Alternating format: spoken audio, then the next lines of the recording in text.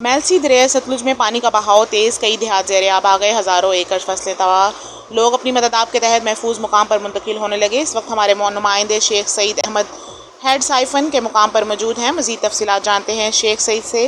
جی شیخ سعید، کیا تفصیلات ہیں؟ اس وقت موجود ہوں میلسی ہیڈ سیفن کے مقام پر، جہاں 1 لاکھ سے اوپر کیوسک کا ریلا جاری ہے اور دریائے ستلج کی جو تباہ کاری ہیں وہ جاری ہیں۔ اس وقت آپ میرے سامنے دیکھ سکتے ہیں، یہ کیمرہ مین ہے، دکھا سکتے ہیں آپ کو کتنا شدید بہاؤ ہے۔